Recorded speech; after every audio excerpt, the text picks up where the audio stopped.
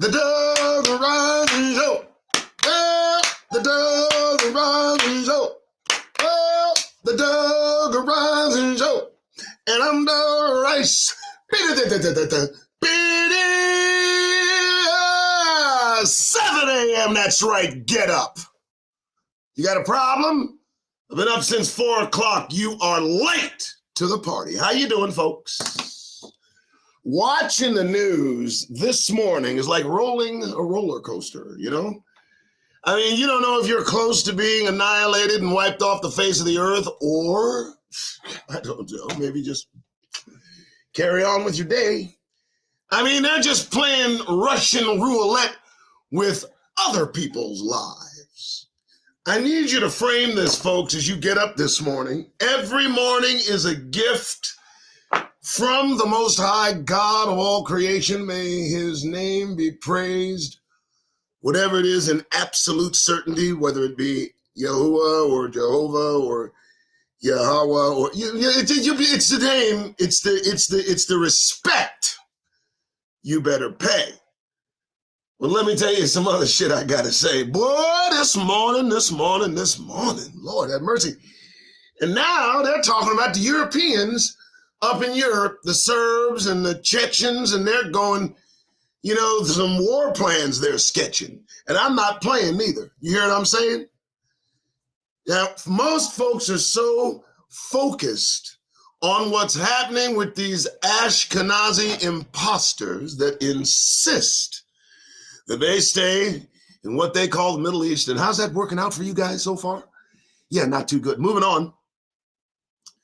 Elsewhere around the world, I mean, the Pakistanis are taking shots at the Hindus, or the Hindus are taking shots at the Indians, or the Indians are taking shots at there's stuff going on there. They got stuff happening up in Europe. They got the Serbs and it's just the normal 90s shit from Bill Clinton's days. Remember them good old days? Everybody remember them, right? Huh? Mm-hmm. It's the end of the Gentile times, ladies and gentlemen. It is their end. And do you know, they're making almost no attempt to even pay attention to Negroes anymore. No. Yes, I'm telling you, we can say about anything we want now because they are so enveloped and engrouped and enthralled in their own mess, they couldn't think about what we're talking about between us. So I think we should take this time, this lull in the attentive storm paid to Negroes so attentively, which is the norm.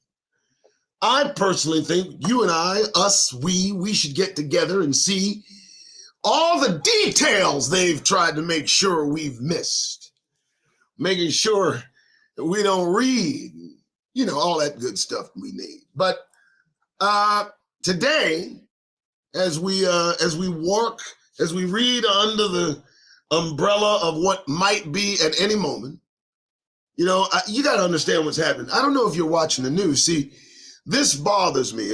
If you folks aren't avidly and voraciously consuming information from all sides and at all times, then you must have lost your Negro minds. And I'm going to say that with as much clarity as I might muster. Look, man, you better watch what's happening. Don't be a buster. Watch what's going on. And I suggest you get your nose out of CNN, out of MSNBC, out of Fox. Look elsewhere, and you might see there's a lot you are missing. Try WION News on YouTube. I have recommended YouTube channels not for my health. I'm trying to recommend YouTube channels for your mental and spiritual wealth. This is serious business, man. We're at the precipice. We're right there. And this is the reason I get up every day and go on the air. 7 a.m. Okay, you'll find me Monday through Friday. I will be here. Of course, you won't see me Sabbath. I'll take a day. Then Sunday, you can tune in and hear what I say, noon. My name's Doug Rice. Welcome to the Doug Rice Show at 7:05 in the morning on the 3rd of November 2023. I can't believe we got through Halloween. Can you believe we got through October? My goodness, I thought it was over, but it's not. Let's see what else they got. Yeah, the news, folks. Let's see. Iran is on their tilt.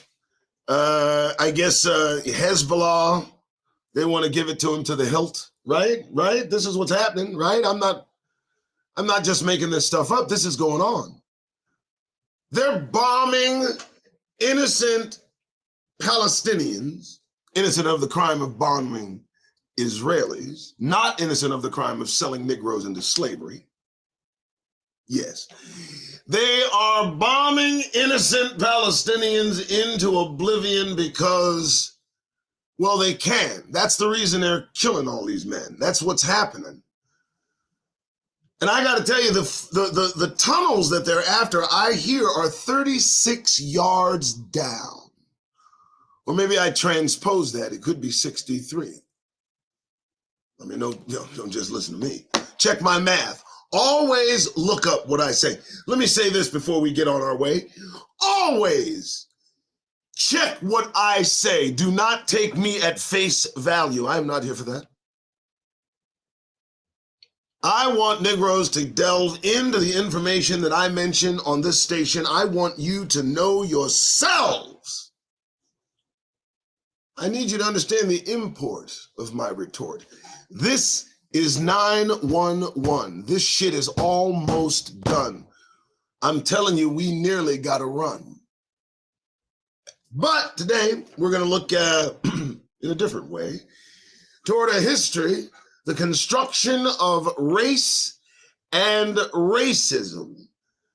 And this is an interesting, very interesting publication I have come across here. Dismantling Racism Project, Western State Center. Now, the bottom portion, I'm so happy, is covered up. Wish I could cover it up more, because there is no dismantling. You know, there is none of that happening. You can project, connect. You can do anything that you want. The dismantling will not happen unless God Almighty arrives with the kingdom. And then the dismantling, well, he's going to bring them. He's going to bring the dismantling apparatus with him. So, yeah, men don't have to worry about undoing what they've done. God's got it. So here we got a history, the construction of race and racism. Why is this important? I'm going to tell you why this is important, okay? Because you need to know. Race and racism, that construct, set the tone, the foundation for what came next. Now, I've said this before in shows long past, and it's interesting. This construct of race predicated the need to tell people the hell apart. It's about as that simple. Skin color is extremely important. Skin tone is audible. Everything gives vibration. Looks, the mere act of seeing is an action. So the act of being is an action. And your skin tone lets off a tone. It's a frequency. Now, if you don't think that skin color and race, as they've coined it as a construct, is important, then ask yourself why God Almighty keeps turning people from black to white to prove a damn point. Tell me then why that happens. Because it didn't just happen once, it happened twice, which confirms the matter in Scripture.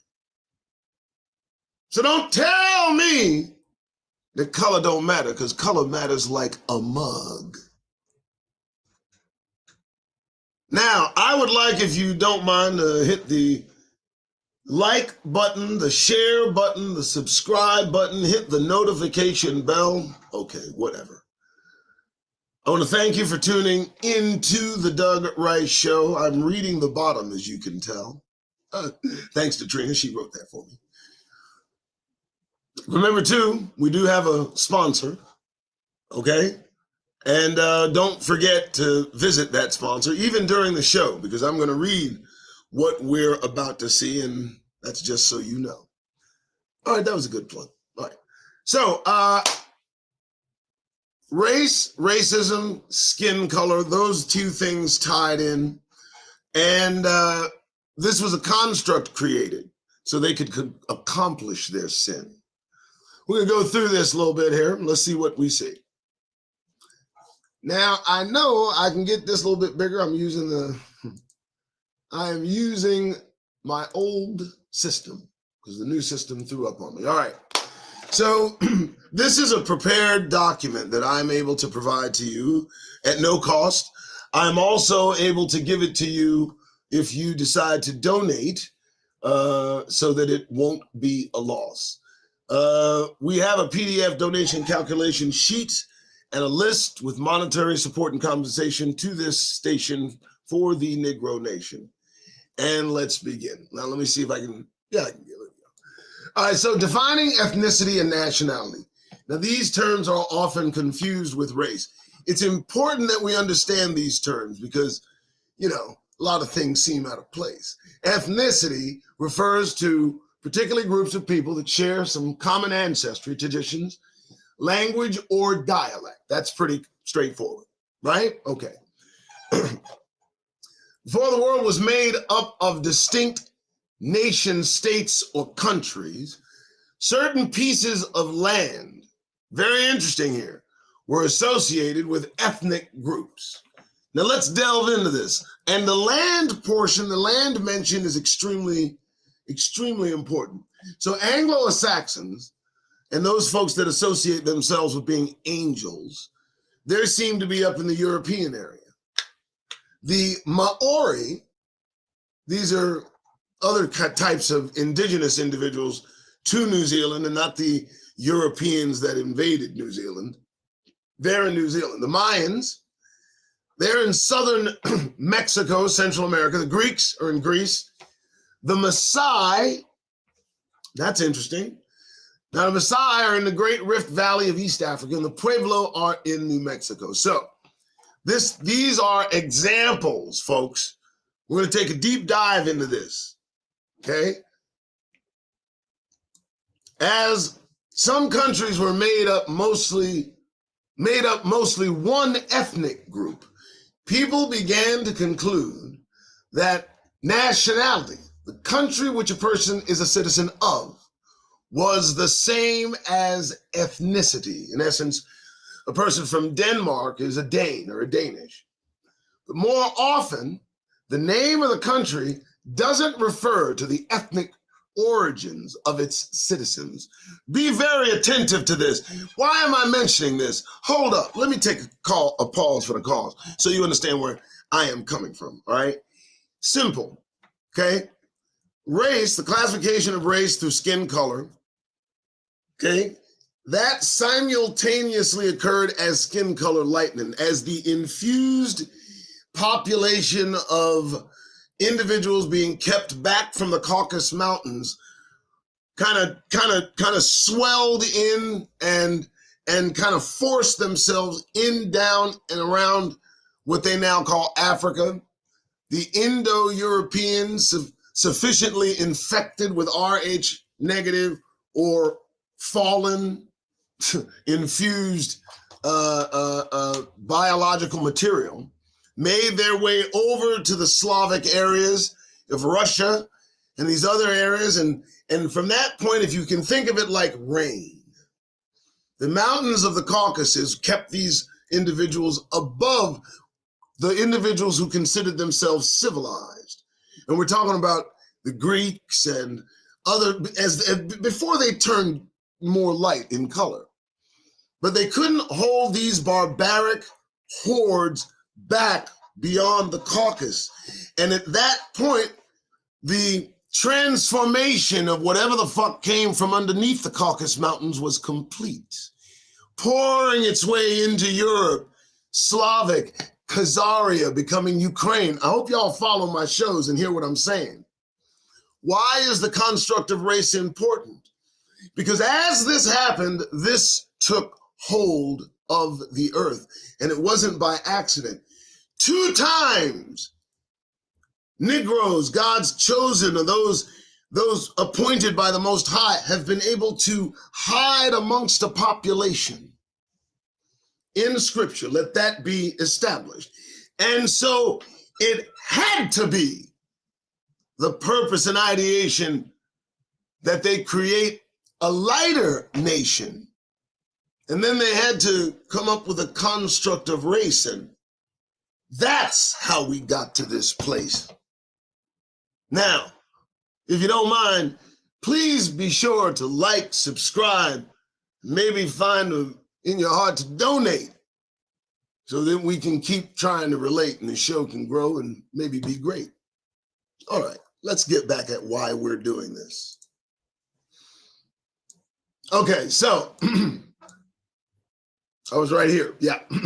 But more often, the name of the country doesn't refer to the ethnic origins of the citizens. A person from Spain would be thought of as Spanish, although their ethnicity could be Basque, Catalan, Gallego, or Gitano.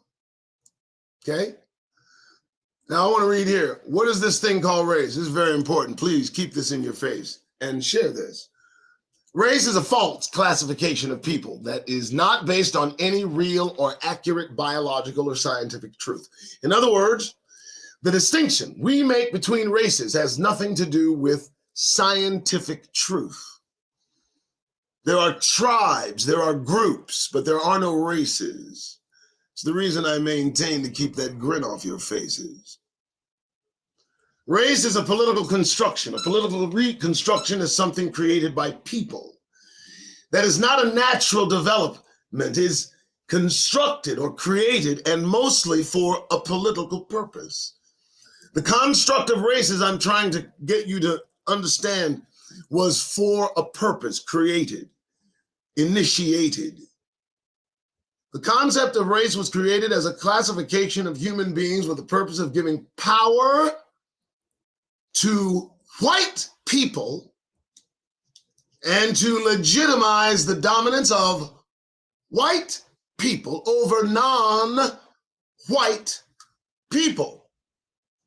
So again, the construct of race was only predated by the initiation of lighter skin within the population of the entire planet, or at least the beginnings of such, which started in Europe. The entire replacement of the European population went from black to white. I have shown you this on past shows, so you can search that out. So you know this is true. And more than that, the individuals that did seem to take hold in Europe were of very, very immense stature. Pretty big folks. Light, pale people that had to, at first, and listen, this is just history. We've actually seen the photos. We've seen the paintings. We have the receipts. Because when they first came from beneath the Caucasus Mountains, they had to cover themselves from head to toe to hide the hair because it did show. There was no hair on their hands and palms, but their hair all up and down their arms. There's no hair on the bottom of their feet. Of course, there was hair on the top of their head. You could see it. Okay, I'll stop. Many countries, like Spain, are actually made up of diverse ethnic groups. The United States is a perfect example of this reality. And again, folks, it's a forced reality. It's a forced reality for me, and it's purposed. It's very interesting. Many people like to make ethnic distinctions as well as national distinctions to hold on to their ethnic culture and identity. For example, Italian American. Ethnicity is Italian and nationality is U.S. American. Mexican American. Chinese American. Ethnicity is Chinese and nationality is U.S. American. Of course, ethnicity becomes more confusing in the process of immigration and assimilation. Listen carefully. As an example, we know in the case of China, there are many, many ethnicities that diversity gets lost often in how people identify their ethnic identity to non-Chinese people here in the United States. And let me just say this because this is important. The Chinese are the most racist group of people you would ever come across in your life. The Han group, the Han dynasty, that dynasty through which Xi Jinping descends, is the most elitist and I might say racist group of people. And it runs through all the earth, this need to be white. I mean, it's an infectious need. I mean, it's with them day and night. It really is. Let's continue. So although a Chinese American specific ethnicity may be Han, as I mentioned, Manchu, Yi, or another of the over 50 ethnicities in China. Here in the United States, those differences get subsumed as being Chinese. So what do we know? We know that in the United States, it's a free-for-all. It's a melting pot. And though there are variant Chinese nationals with different ethnicities that reside within the United States, you and I and most others always look upon these individuals as a single unit and call them Chinese. Let me say this as well. The reason this is so appropriate is because so many who try to claim to be associated with God's chosen, those Negroes who are Hebrews and enslaved throughout the Americas, do so only because of their nationality or location, but we know within these civilizations peppered throughout as a result of slavery, and I have no doubt, there are Negroes all throughout. And that close association has somehow mired or merged in the minds of those converged. And now we got lost somehow. Now they call Negroes in Mexico just Mexicans now. Okay, let's go. All right, so this is the next page. And the reason we can take this kind of slow and paced is because it's only 14 pages, so we'll read this well. And please like, share, subscribe, and all your friends do tell. Now we are going to take some time to prove these points by looking at the history of the development of race and racism. The history of the construction of racism is very long, so this is not a comprehensive history lesson. We will provide a broad overview of how various aspects of white society were involved in the construction of race and racism, religion, science, medicine, philosophy, government, etc. We will also be jumping around a bit in time, but we'll always try and make time periods clear. Let's do this. Lend me your ear. Lies my teacher told me, everything your American history textbook got wrong. By James W. Lowen. Yeah, I'll get it. We'll check that out. Historical constructs. Religion as a justification for racism. Folks, I'll ask again that you please like, subscribe, share, tell folks about the show out there, I guess, because I need your support. I don't know how far this can go without support, but I do retort. Let's get back to the show. During the Reformation, 16th century, 1500s, and 17th century, 1600s. Let me give that to you as well so that Negroes know, because some Negroes don't, and that's just a part of the show. When they talk about the 16th century, they're talking about the years prior. So they're talking about the 1500s. If anybody did not understand that, I wanted to put that out there. Same thing with the 1700s. The 17th century, they are technically discussing the 1600s years. So a completion of those 1700s. So moving on. So during the Reformation, a key question among Christian religious hierarchy was whether blacks and Indians had souls and or were human. That was a question in the minds of these other kinds we find. In this time period, Europeans were exposed more frequently to Africans and the indigenous people of North and South America. And the church vacillated between opinions, which means it went back and forth between opinions. The Catholic and the Protestant churches arrived at different answers to the question at different times. Which, are they trying to take my job? Which created significant differences between the two systems of slavery. The Catholic Church was the first to admit blacks and Indians had souls, which meant in many Catholic colonies, it was against the law to kill a slave without reason. Well, when did this take hold? What about 1913, 1914? What? No, 1972? What the hell are they talking about? The Protestant Calvinist Church went to separate and distinguish themselves, to separate and distinguish themselves from Catholicism, and therefore was much slower in recognizing the humanity of Africans and Indians.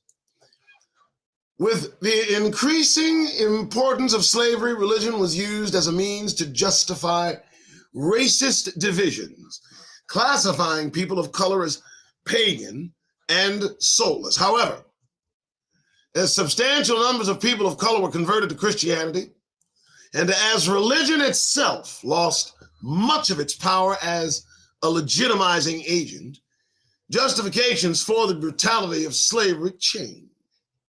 Now let's take a look at this book here. Look at some of the words they rearranged. Slavery, ordained by God. Well, ain't that look damned odd? Now, in the context that slavery was ordained by God, let us discuss just for a minute, because that does seem odd. The type of slavery that they talk about in scriptures came with rights, protections, time limits. You know what I mean? I mean, there was a jubilee. It was 50-year jubilee. Slaves could go home, going about their business and freely roam. What are they talking about? The slavery that is ordained by God, these clowns mention, does not in any way represent the slavery that they administered. I mean that. The difference is night and day. And if we're on the subject, and might I say, it's the reason that God is on the way and they're gonna pay.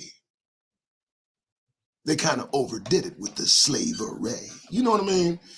Yeah, the castrations and the burning lives, and y'all gonna pay for that. You feel me? Mm-hmm. Yeah, moving on. The slave-based economy in the South necessitated a racist exploitative system, which led to the development of the something. And if you read that, and to justify slavery, that one I'm not gonna touch. I can't deal with that one. That's too much. All right, so what do we got here? Races of Man from Herbert W. Morris. Let me blow that up for you, folks. All right, so here we got this. Look at that. Like, subscribe, and share. Let's do that. The button's right there.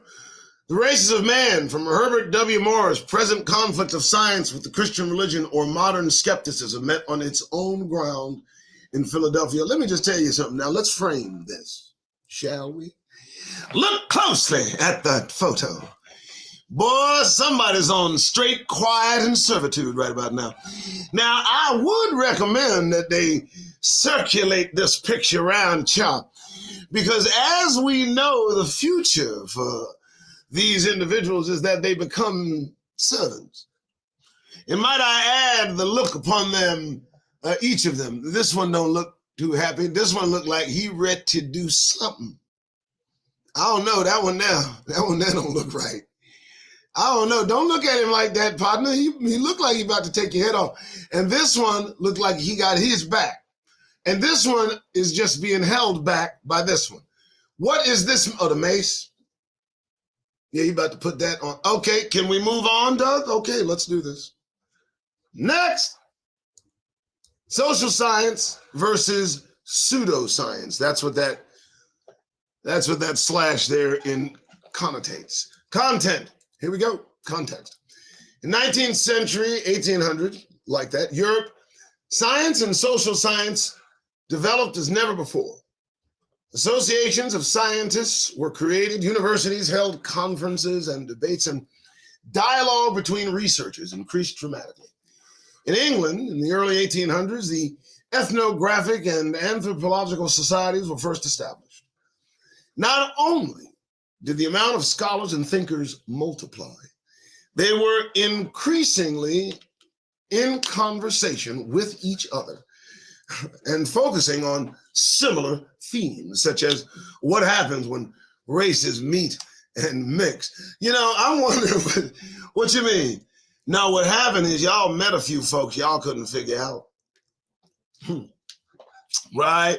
You probably lost a few people. Of that, I have no doubt. You went back to your university and started to study because, man, it was horrible in there. I'm just saying. Well, I thought that was nice. Anyway, Africa, Asia, Australia, and the South Pacific were rapidly being colonized as European Americans were engaged in their colonial expansion, which brought them into brutal contact with Native Americans. Hold it! Hold it. What you mean? What are you talking about?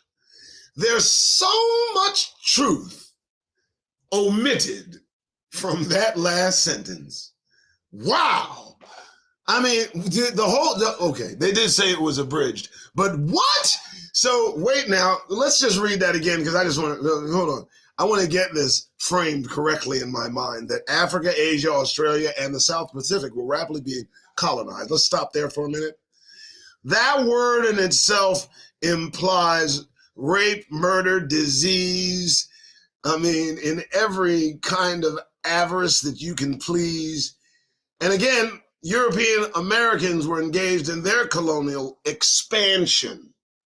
Do you know what expansion means? Settlers. Do you know what settlers mean? Let me give you an example of what settlers can result in. Look over in the Middle East. Those folks are settlers, to say the least. Which brought them into brutal contact with them. Brutal contact. Well, let me tell you about brutal contact. So they genocided every native that was here, and they don't like being called Native Americans. I'm just telling you that. Lend me your ear. They gave them blankets laced with smallpox. They murdered indiscriminately women, children, infants. See, they did everything that's happening over there because the same people breathing the same damned air. So I don't want to just gloss over that. I'm going to go ahead and spend a little time on that, okay? Okay, now I can go. As a result of colonization, native people around the world were disappearing. Well, yeah, they were because they were murdering them in mass. Do I need to tell you how Australia can kiss my ass? I'm telling you, man, the Aboriginals in Australia, if you want to read something about genocide, if you want to read something about making people hide, I mean, if you seriously want to know how low these people can go, you read how they cleared Australia for them, yo. Wow. Most extreme cases found in Tasmania, an island south of Australia, as I mentioned it. In the late 18th and early 19th centuries, Tasmanians were literally wiped off the face of the earth by white people. While the Maori population of New Zealand was reduced by more than half in a period of a few decades. Now, I need you to understand how long it takes to build a population, and then I want you to understand how long it took them to wipe off half of them in a few decades, centuries wiped off half white people. Their extinction was in large part due to disease. Disease carried through and to them by Europeans who are descendants of what? Neanderthals. Europeans who have a minimum of 2% Neanderthal blood, which gives them the traits of what?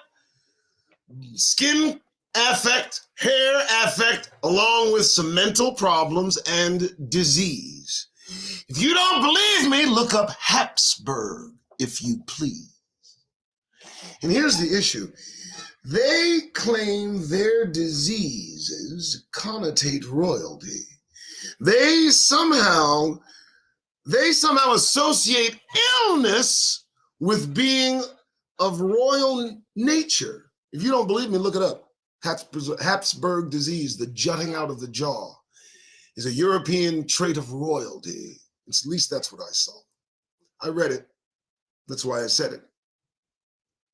The extinction was in large part due to disease. European thinkers were fascinated by this, particularly due to the lack of understanding of the role of germs versus viruses and bacteria. So they were fascinated by their killing. So they were more than willing to look up why it was happening, huh? My God. Okay. Science as a justification for racism. So we went from religion. Now we're going to go to the scientific derision. What does this tell you, folks? I'm going to tell you what it tells me. It tells me that everywhere they go, they carry with them that need to be a racist piece of shit. Everywhere they go, they carry that gene that declares they're superior, and that's it. That's what's going on. Because it's in every sector of their society. It's every group in their variety. Racism carries itself through. So now we know exactly what they're up to. Let's get into it. Science as a justification for racism. During the 19th century, Darwin, oh my God, here we go.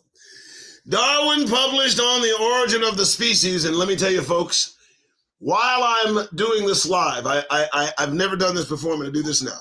I have an assignment for you. You want to increase the views on this? Do me a favor while I continue to read. Could somebody look up the complete title of that book and put it in chat? I'm not even going to look. During the 19th century, Darwin published On the Origin of the Species in 1859. His book documenting the process of evolution. Darwin believed in a natural order to the development of species. The weak die off and the strong survive. Oh, really? Okay. Although evolutionary theory is not racist, philosophers and social scientists used Darwin's theory in pseudoscientific ways to justify genocide and racism. This thinking was later called social Darwinism and had brutal implications. Well, you know what? Let me tell you something, folks. I'm not looking. I ain't joking. I ain't looking. Maybe it's the complete title of the book that may have lent into the genocide and rape. You know, I am literally about to come apart on this show. You hear this? Who looked up the full title? I'm not even looking at chat. You put the full title in there and just leave it there like that. God, and you know what? Now look at the disingenuousness of this entire paragraph.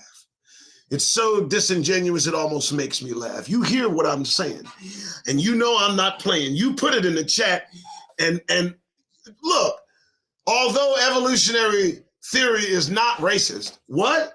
If the title of the damn book elicits racist ideation, it's racist. Philosophers and social scientists using his theory, they had to get the book, they had to look at the title of the book, and they had to look at the full goddamn title of the book. And what they do with it? What did they do with the book Well, I'll tell you what they did. They used it to justify genocide and racism. Go figure. This thinking was later called social Darwinism, or common goddamn sense if you read the entire title of the book. And of course, it had brutal implications. It's ridiculous. Take a look. In 1838, J.C. Pritchard, a famous anthropologist, lectured on the extinction of human races. He said, "It was obvious that the savage races could not be saved. It was the law of nature." My God, really? The savage races can't be saved. You hear that, y'all? I guess they're on their way out. In 1864, W. Winwood Reade, an esteemed member of both London's Geographical and Anthropological Societies, published his book called Savage Africa. He ended the book with a prediction of the future of the black race. England and France will rule Africa. Okay. Africans will dig the ditches and water the deserts. Okay. It will be hard work and the Africans will probably become extinct. Okay. We must learn to look at the result with composure. Okay. It illustrates the beneficent law of nature, that the weak must be devoured by the strong. All right, folks, how we doing? Let me go ahead and take a sip of coffee while y'all go ahead and absorb that. Yeah, these are the descendants. Those folks, you are grinning and cheesing and codifying and appeasing the same European Caucasians in this nation that have the same goddamned ideation. Do you understand what's going on now? Do you still got that goddamn grin on your faces? Now you understand where I'm coming from. Now you understand where they're running from. And it's all about our extinction while they go extinct. It's all about us doing the digging while they drink the drink, huh? Well, let me tell you something. Times they are a-changing, and the world seems to be rearranging. It should be noted that there were many examples of this types of thinking. Pritchard and Reade were all highly regarded thinkers. Do you hear this? You know some brothers named Pritchard? Shut up! Do you know some brothers, some black people named Pritchard? I bet you do. You know some brothers and sisters named Reade? I bet you do. I bet you do. You grinning and cheesing. You understand what I'm talking about? Where you think all these folks went, man? Where you think their ideas went? This ain't gone nowhere, man. You'll see what I meant. Around the world, native peoples in Africa, Asia, and the American were dying, disappearing. They were dying and disappearing. The predominant scholars think this was due to the unlawful seizure of land,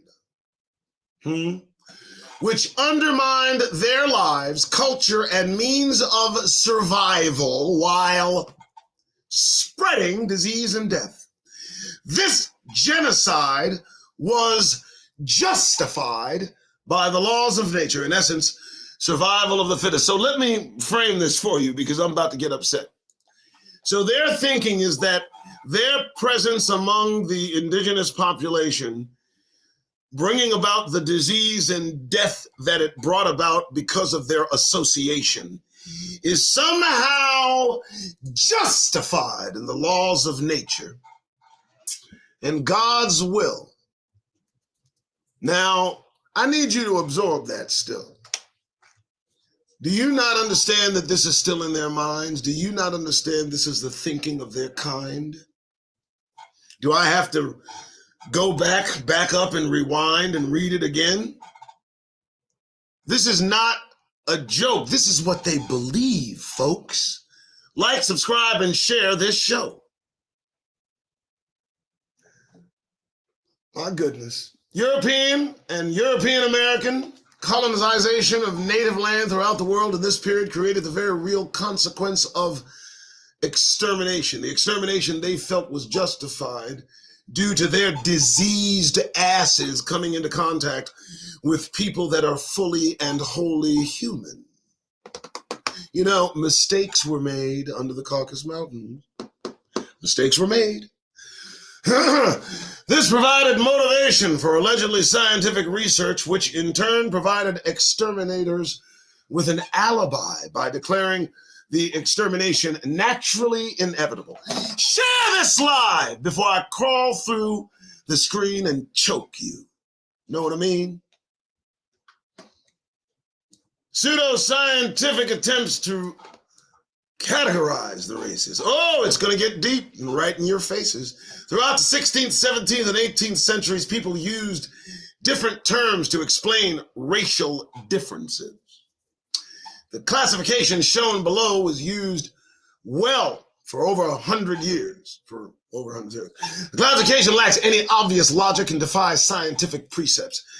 Two of the words, Mongoloid and Caucasoid, have linguistic basis that refer to geographic areas. Do you not understand what that means? So Mongoloid and Caucasoid, as it will be used in the context through which we read, has absolutely nothing to do with the associative individuals, but just the geographical locations. That is etymology. They have linguistic basis, again, geographic areas, but the last word, Negroid, refers to color. These were not based on genetic differences, but rather on European and European American stereotypes of cultural differences and mismeasures of physiological characteristics. In 1866, Frederick Farrar lectured on the aptitudes of races, which he divided into three groups. Here is where the lie begins. Savage. Oh, all Africans. Okay. Indigenous people, people of color, with the exception of the Chinese. So we're savage. Okay, cool. I don't feel savage. I feel civilized. I believe they're savage, and that's in my eyes. Semi-civilized. Chinese, who were once civilized, but now their society is in an arrested development. Oh, the decisions of white people. Oh my goodness, the conclusions of the youngest minds on the goddamned planet making the most problems. You know what I mean? Y'all just got here. You know, every one of you European descendants of incubator babies better hear me. You just arrived. And of course, you say civilized Europeans, Aryans, and Semitic, they're supposed to be civilized. Now let's look into this. We know that Aryans and Semitics were not civilized. They were, in fact, barbarians. And the reasons we know that they're barbarians because the Romans fought these clowns fresh out of the fucking caves of Germany. The Germanic tribes wearing bear skins and shit, while the Romans, stealing from the Egyptians and other advanced civilizations living far before their pale fucking asses, at least had indoor toilets. I mean, at least they were doing something. I mean, hey, they had shops. I saw where they were selling all kind of sandwiches. It was kind of interesting. Wow, right? But let's not call these European descendants of Neanderthals civilized. They are not civilized.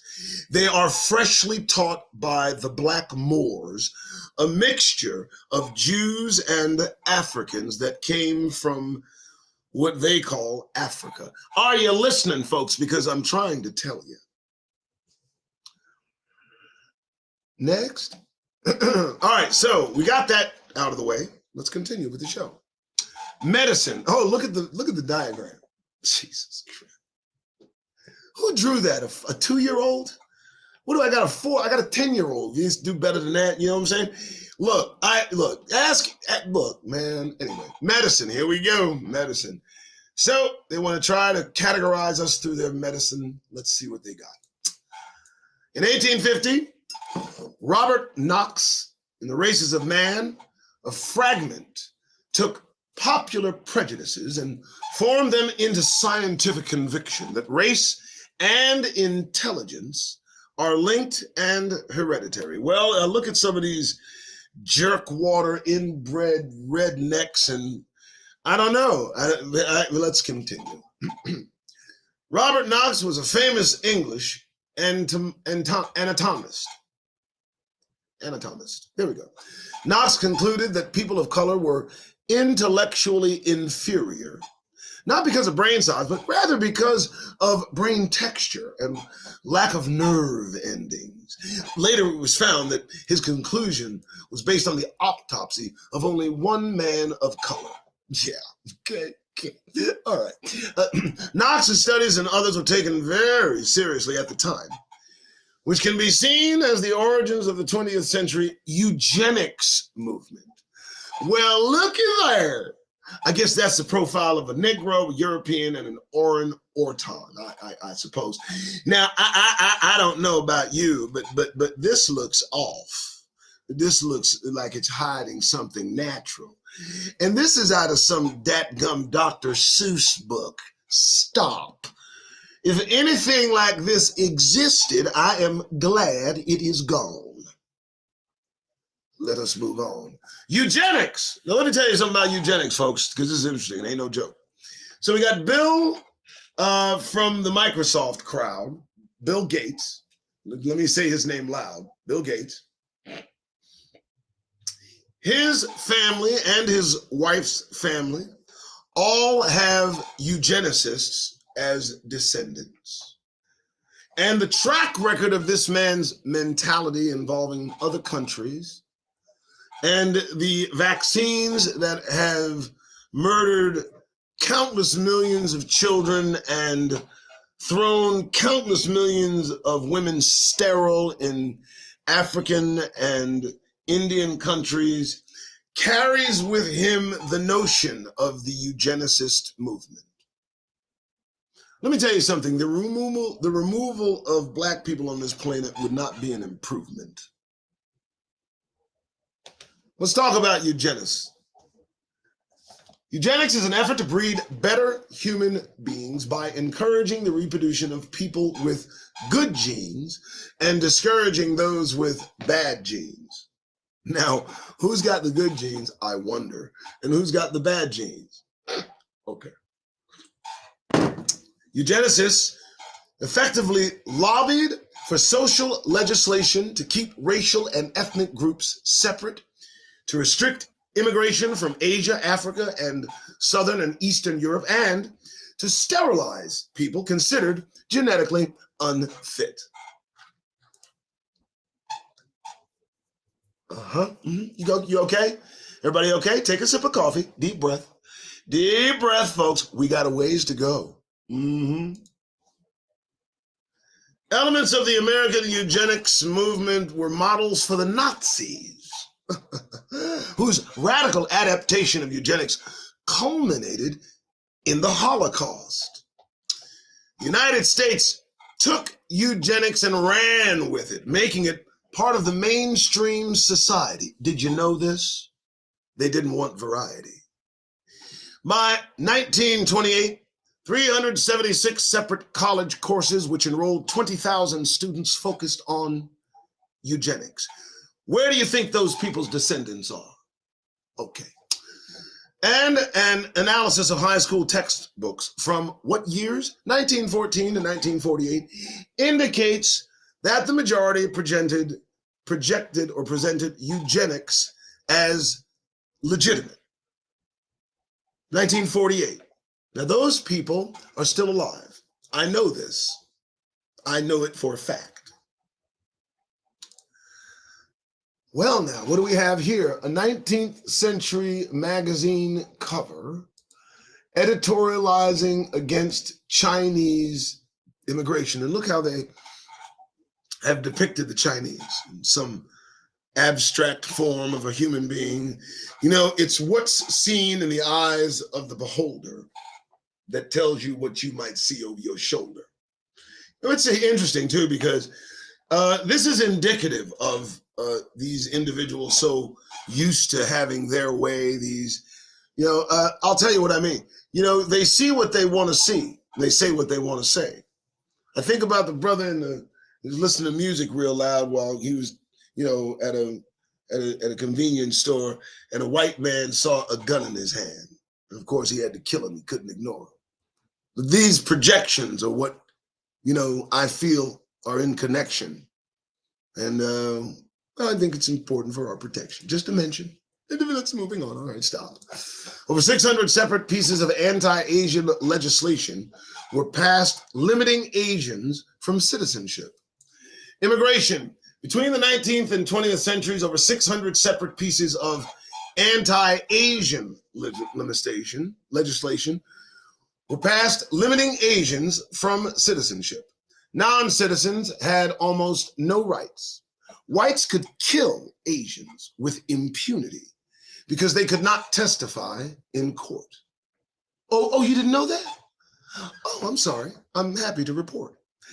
Interracial marriage. Eugenics provided a new set of arguments to support existing restrictions on interracial marriage. By 1915, 28 states made marriage between Negroes, Asians, Indians, Latinos, and a white person illegal. You want me to read that again? You okay? Virginia's Racial Integrity Act of 1924 stands out among these laws. Now, I want to move forward here. Hold on. Let's get this. This is important. Bam. So, this is by Dr. Woods Hutchinson, the world's foremost physician and author. Isn't he wonderful?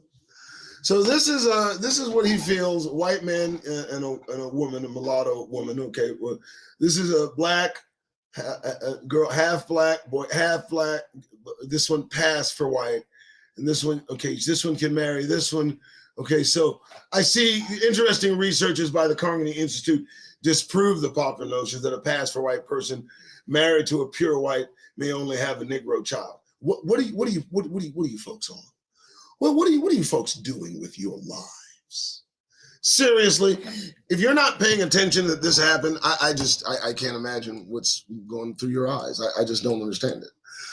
The Integrity Act of 1924 stands out among these laws. This law included racial registration certificates as well as defining what white was. They don't want you to know this in school. Within 10 years, similar laws were found in Nazi Germany. Well, they did not see that coming. Sorting citizens by their percentage of Jewish blood. Virginia's Racial Integrity Act was not successfully challenged and struck from the books till 1967. So 1967, huh? I was born in 65. It took Alabama until November 2000 to strike a law banning interracial marriage. Y'all okay? So here's the enactment approved in 1924. If you want to pause and read that, you may do so, because I got to read more. But this is Virginia's Racial Integrity Act passed in 1924. It required registration certificates that classified people by race and defined what white was. It remains in the book until 67. The Nuremberg laws of Nazi Germany that defined Jewishness by percentage were similar to this. That is a point we could not miss. Next, cumulative record. Wait, let me go back. Cumulative record of operations for eugenical sterilization in the United States from 1907 to 1935. So, number of operations. So, as we can see the chart here, and they charted this shit. You feel me? Feel that. Yeah, they charted it. They kept numbers of their massacres and sterilizations because they didn't want an increase of the Negro nation. Yeah, feel that one. So this is the Truman State University non-commercial chart that illustrates the rapid growth of eugenical sterilization in the early 20th century. Yeah, look at it. Yeah, don't look away. And like and subscribe, share, and subscribe to this live, and do it right away. Sterilization. Eugenics also promoted sterilization. A man by the name of Harry Laughlin promoted the model sterilization law in Virginia in 1914. The model eugenical sterilization law proposed The sterilization of the socially inadequate, people supported in institutions or maintained wholly or in part by public expense. The law encompassed the feeble-minded, the insane, criminalistic, the epileptic, the inebriated, the diseased, the blind, the deaf, the deformed, and dependent, including orphans, tramps, the homeless, and paupers. Oh, I understand what happened. Oh, I get it now. Y'all don't get it? I'll tell you why this eventually died down. They were killing too many of their own. Yeah, they found that in their white, purist, supreme society, they seem to have found a lot of epileptic, inebriated, diseased, blind, deaf, deformed, dependent, orphan, tramp, homeless, paupers. All white. And the killings were just too much for them. Clearly, eugenics in its conception and implementation involved an intersection of oppressions, sexism, classism, and albinism. But what constitutes the most successful and widespread eugenics program in the history of the United States, and the most unknown, targeted Puerto Rican women. Oh, you're in the deep pool, we're swimming. The US government, the medical community, and local government of Puerto Rico sterilized 1/3 of Puerto Rican women from 1930s to 1965. Why am I not hitting Puerto Rico? Right. This was done by a massive campaign of public miseducation and promotion, manipulation, and subsidizing the operation. Part of this was the result of racist and ignorant fears about overpopulation, as well as U.S. industries wanting to encourage the development of a cheap workforce of Puerto Rican women freed from child care for employment. Or it could have been that they were bringing too many brown-skinned children in. I don't know, that's just me. This is an incredibly sad story, which is also incredibly well documented. Note, Puerto Rican women, particularly in the government housing projects, were also the guinea pigs for testing the contraceptive pill in 1956. These pills were 20 times stronger than pills on the market by the 1980s. How do you feel, ladies? You like this place? I mean, I believe we need to leave. I just do. Bell curve. The bell curve, intelligence and class structure in American life. Wow, what is this? Interesting. So the bell curve provided pseudoscientific cover for attacks on the poor and on people of color by declaring that poverty and other social inequities were biologically determined. Take a look at that. You think we belong in this place? Every indication gives me to the Negro nation that they don't want us in their white face. Current day pseudoscience continues to be popular and influence policymakers. It is important to point out in this history lesson that similar racist scholarship is unfortunately alive and well today. Charles Murray and Richard Herrnstein, those two clowns, in The Bell Curve, Intelligence and Class Structure in American Life, is a 1990s bestseller. And here's what they say. Here's what they had to say in 1990. The high rates of poverty that afflict certain segments of the population are determined more by intelligence than by socioeconomic background. Bullshit. The high rates of poverty are due to the intentional marginalization and mitigation of Negroes and those that remind you or associate themselves with Negroes because of the fear of white privilege being hindered and being somehow encroached upon. I just had to throw my own thing there. They call the poor the cognitive underclass. Well, a lot of those poor are white people, and they are cognitively dissident. They argue that the expanding inequities of our society, wealth distribution, success in school, access to good jobs, are biologically determined. Yeah, They are biologically determined. There is a biological instrument that is being as racist as hell behind every decision, which puts Negroes or people of color or people that they discriminate against in these places of wealth distribution, success in school, and access to good jobs. It is biologically determined. There's always a white man there to fuck it up for you. He's biological. That I was making that. Moving on, the bell curve naturalizes and excuses these inequities and turns them into the inescapable symptoms of biological class fate. So it's our fate. No, it's your fate, but it's not too late. Associating cognitive underclass with every form of frowned upon social behavior, from crime to teenage motherhood, and not the fact that you intentionally infuse Black neighborhoods with drugs and guns. It's not the fact that at the top of the pyramid of any criminal infrastructure there sits a white man. It's not that at all. Oh no! It's biological. See, it's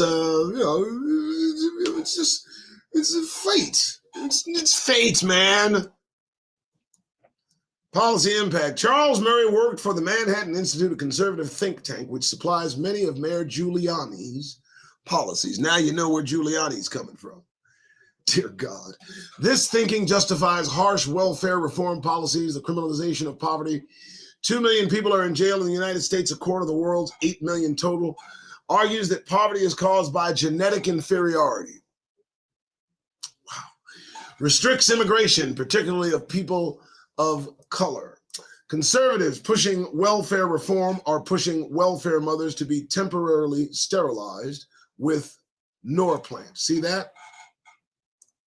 5-year planning, Norplant, temporary sterilization drug, employed racist stereotyping in their advertising, adopting the conservative message that welfare mothers should be temporarily sterilized. What about the white welfare mothers that crowd the welfare ranks?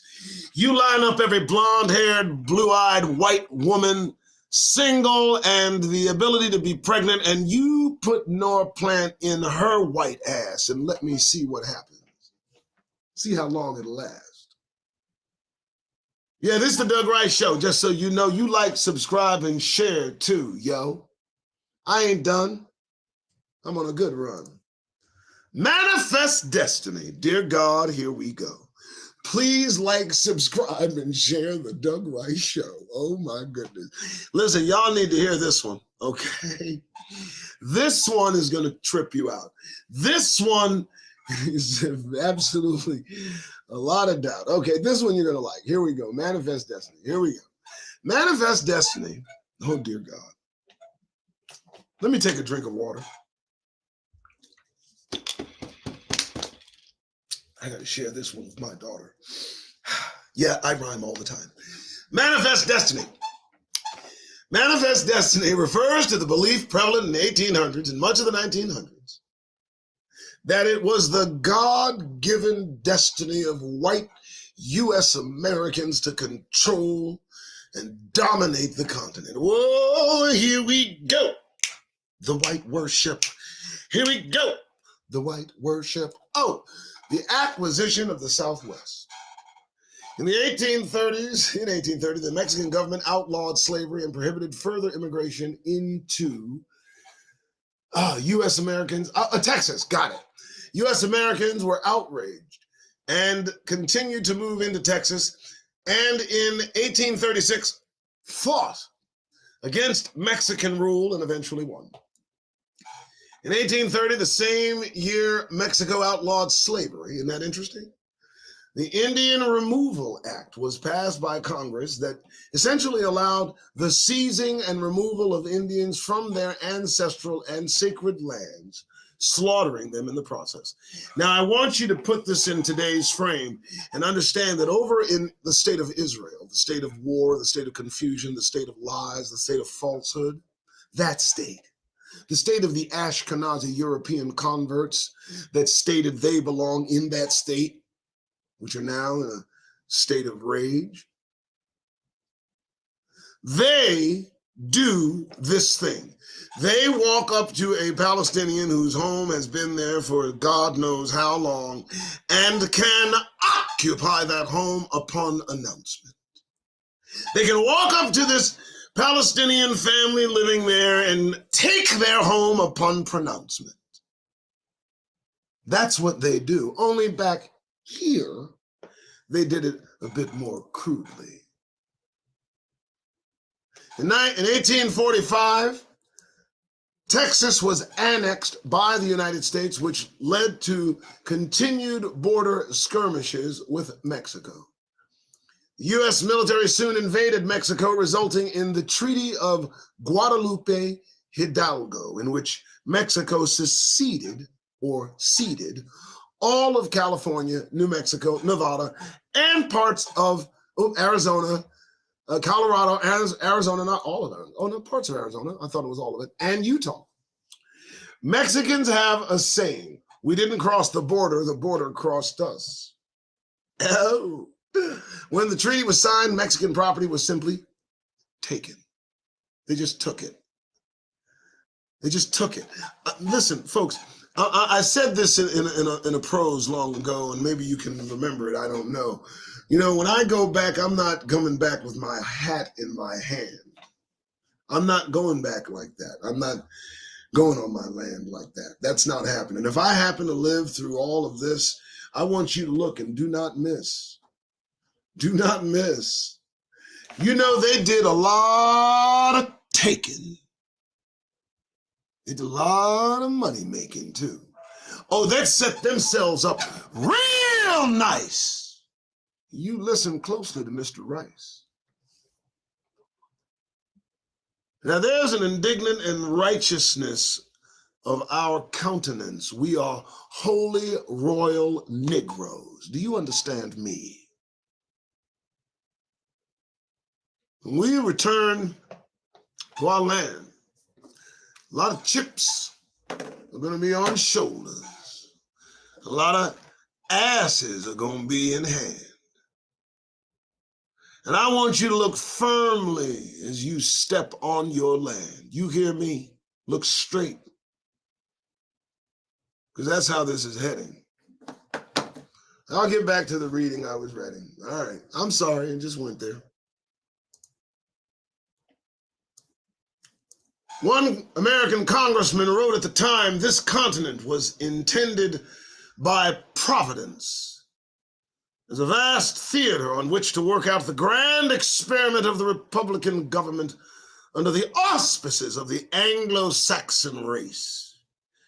Y'all get that goddamned grin off your face.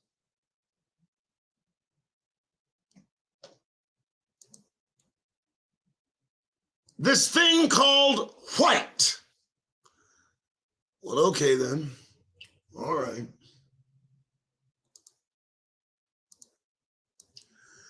The term white emerged as a classification of people during the 1700s in the British colonies of North America.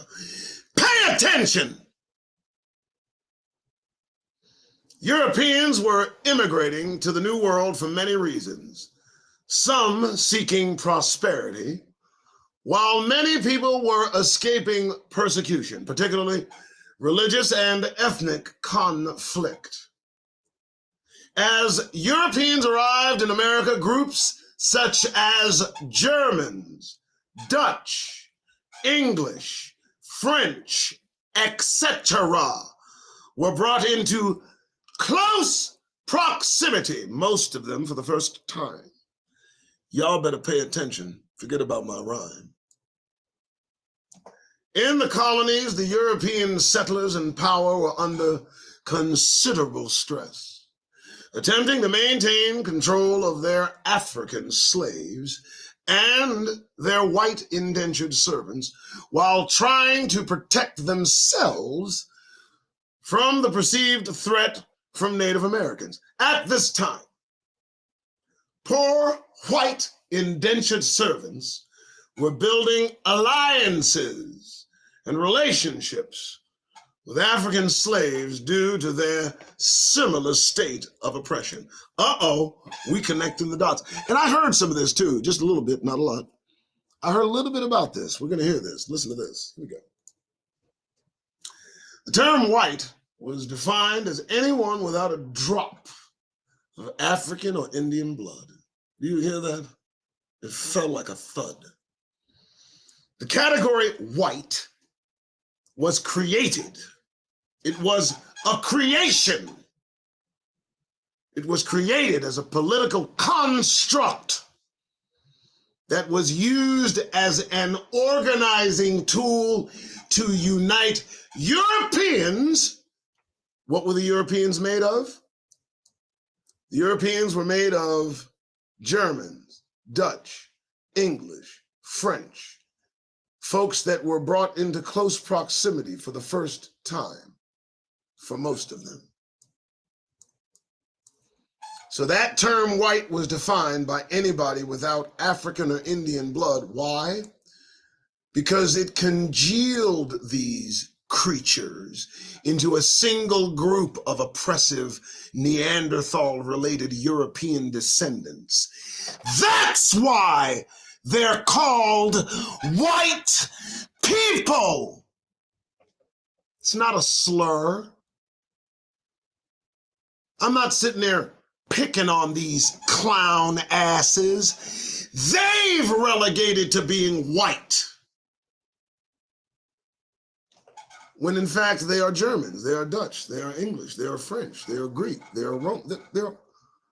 They have different tribes, they're different civilizations, and even those can be subsectored down into subsectures.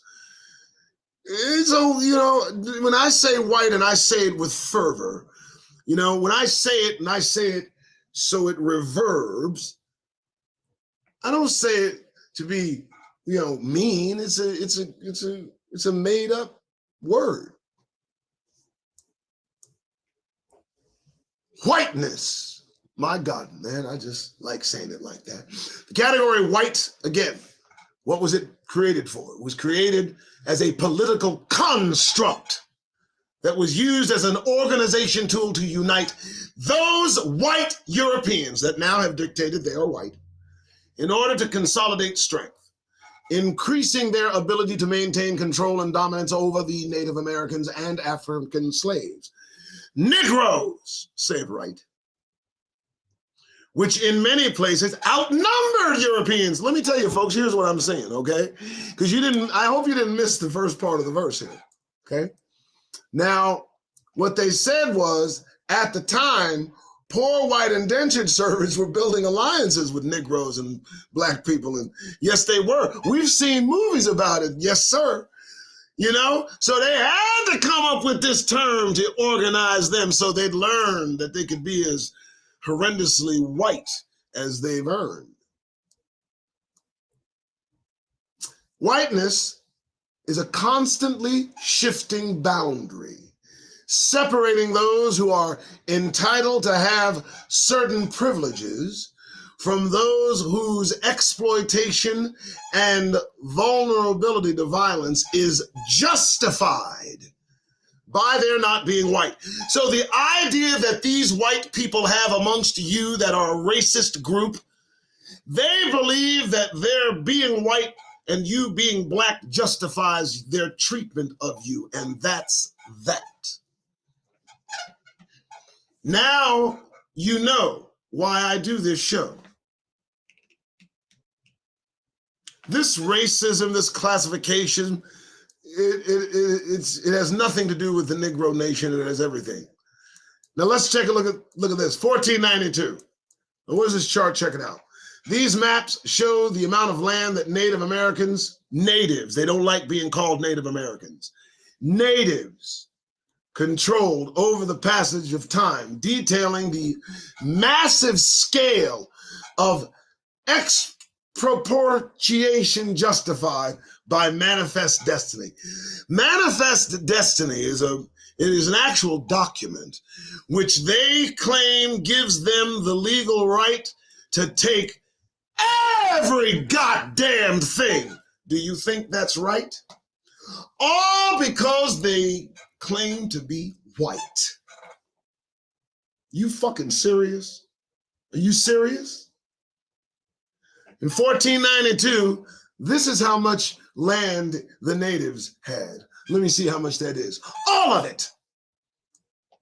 1790, well, 1830, oh, this is getting a little crowded. I don't know. And then, here we go, 1830, 1890, where did the natives go? They went to the reservations. That's where they went. And they went and they stayed, and there they will not relent. The natives were told that they would not be here for more than 300 years and they'd be gone. I'm just telling you this, folks. You can look it up and then move on. So let's continue with the show. This is the Doug Rice Show. Please like, subscribe, share. Please, if you wouldn't mind, give to the giving areas down there, and let's continue. Here we go. All right, on with this show. White is an artificial construct because the definition of white changes due to time and geography. And we found this out in the early 20th century. Not everybody has been considered white at the same time. Listen, Irish, Jews, Italians, for example, went through a process of becoming white. This is true. This was a process of assimilation that required a certain cultural losses in order to gain white privilege and power. So it required you to give away some of yourself to obtain some of them. Well, let's see how the trade went. Some people who may have been considered white where they once lived in South America, for example, when they moved to the US, were then considered Latino by white society. Boy, can you imagine how they felt? But just because race and whiteness are constructed doesn't mean that it doesn't fundamentally affect our world in real ways. So here we have a very interesting depiction from the Harper's Weekly, the Journal of Civilization. This is a civilized group that put this together. South is North. Black Irish. So for a large part of the century, 19th century, the Irish were not considered white. In the process of assimilation, the majority of Irish adopted pro-slavery, anti-black political position because they weren't considered. So they wanted to. So they had to get along, and so they had to give that trade. But look at the comparison that they've made.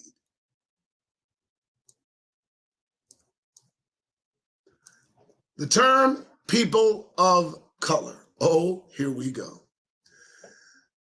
People of color is not a term that refers to a real biological or scientific distinction between people. People of color in the United States share the common experience of being targeted and oppressed by racism. Unfortunately, one of the ways racism operates is to keep people of color divided. Well, okay. Many people only think about their specific ethnic or racial group when discussing oppression or the need to build political power. By using the term people of color, we begin to push people to think more broadly. We need to build relationships with other groups. The term people of color has movement building potential. Now, do you see where this is going? Because it's getting worse and exponential. Now, I do not agree. And I'm sure you've looked and you can see. People of color is just offhand, and I want to see where this goes and where it lands. So I'm going to take a look. And I might not read the rest of this book. Oh, that is the rest of this book. Well, damn, that was a very nice short ending. Look, I don't think that I'm pretending. That really was. That was nice. Okay, I'll do that. That's good. I'm good with that ending. I don't agree with the last portion of it. There's no need for me in pretending. All right, folks, that's it. What a wonderful show.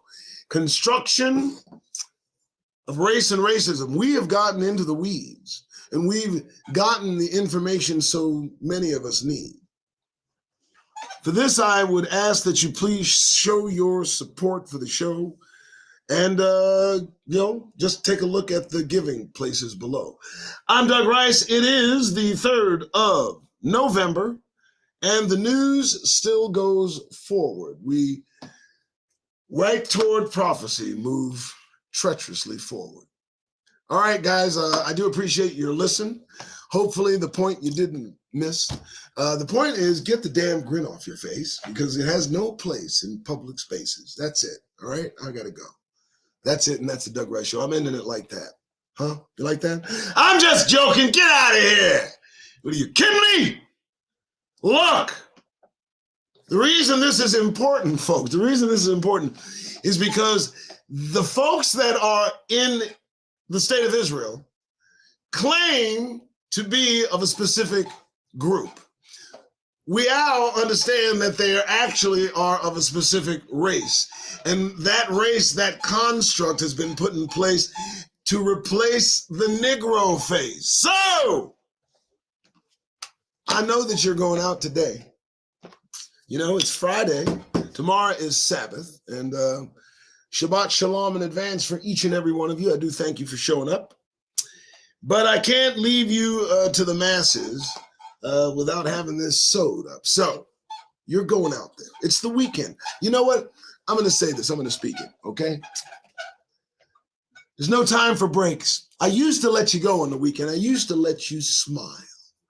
I used to let you let down your armor and relax a while. But no, not this weekend. They're making announcements. They're making pronouncements.